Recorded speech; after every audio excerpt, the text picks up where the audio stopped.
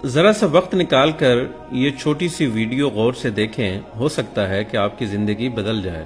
جب موت آئے گی تو یقین جانیں کہ کچھ بھی کام نہ آئے گا۔ آپ کے دنیا سے جانے پر کسی کو کوئی فرق نہیں پڑے گا۔ اس دنیا کے سب کام کاج جاری رہیں گے۔ آپ کی ذمہ داریاں کوئی اور لے لے گا۔ آپ کا مال وارثوں کی طرف چلا جائے گا اور آپ کو اس مال کا حساب دینا ہوگا۔ موت کے وقت سب سے پہلی چیز جو آپ سے چلی جائے گی وہ نام ہوگا۔ لوگ کہیں گے کہ میت کہاں ہے؟ جب وہ جنازہ پڑھنا چاہیں گے تو کہیں گے کہ جنازہ لائیں۔ جب دفن کرنا شروع کریں گے تو کہیں گے کہ میت کو قریب کر دیں۔ آپ کا نام ہرگز نہ لیا جائے گا۔ مال، حسب و نسب، منصب اور اولاد کے دھوکے میں نہ آئیں۔ یہ دنیا کس قدر زیادہ حقیر ہے اور جس کی طرف ہم جا رہے ہیں وہ کس قدر عظیم ہے۔ آپ پر غم کرنے والوں کے 3 اقسام ہوں گی۔ جو لوگ آپ کو سرسری طور پر جانتے ہیں وہ کہیں گے ہائے مسکین، اللہ اس پر رحم کرے۔ آپ کے دوست چند گھڑیاں یا چند دن غم کریں گے، پھر وہ اپنی باتوں اور ہنسی مذاق کی طرف لوٹ جائیں گے۔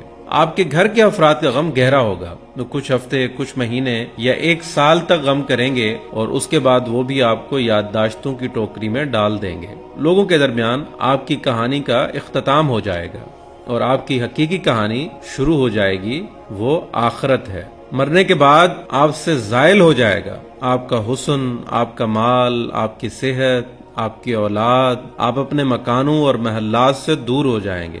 شوہر بیوی سے اور بیوی شوہر سے جدا ہو جائے گی۔ آپ کے ساتھ صرف آپ کا عمل باقی رہ جائے گا۔ یہاں یہ سوال پیدا ہوتا ہے کہ آپ نے اپنی قبر اور آخرت کے لیے بھی ابھی سے کوئی تیاری کی ہے؟ یہ وہ حقیقت ہے جو غور و فکر کے محتاج ہے، اس لیے آپ اس کی طرف توجہ کریں۔ فرائض، نوافل، پوشیدہ صدقہ، نیک اعمال، تہجد کی نماز اور اچھے اخلاق کی طرف توجہ کریں، شاید کہ اس سے نجات ہو جائے۔ مرنے والے کو اگر اس دنیا میں واپس لوٹایا جائے تو وہ صدقہ کرنے کو ترجیح دے گا، جیسا کہ اللہ تعالیٰ کا فرمان ہے رب لولا اخرتنی الی اجل قریب فاصدق۔ اے میرے رب، تو نے مجھے قریب مدت تک مہلت کیوں نہ دی کہ میں صدقہ کرتا؟ وہ یہ نہیں کہے گا کہ میں نماز ادا کر لوں یا میں روزہ رکھ لوں یا میں حج اور عمرہ کر لوں۔ علماء کہتے ہیں کہ میت صرف صدقے کا ذکر اس لیے کرتی ہے کیونکہ وہ اپنی موت کے بعد اس کے عظیم اثرات دیکھتی ہے، لہٰذا زیادہ سے زیادہ صدقات و خیرات کریں۔ اور بہترین چیز جس کا آپ ابھی صدقہ کر سکتے ہیں وہ آپ کے وقت میں سے 10 سیکنڈ ہے۔ آپ خیر خواہی اور اخلاص کی نیت سے اس تحریر کو دوسروں تک پہنچائیں،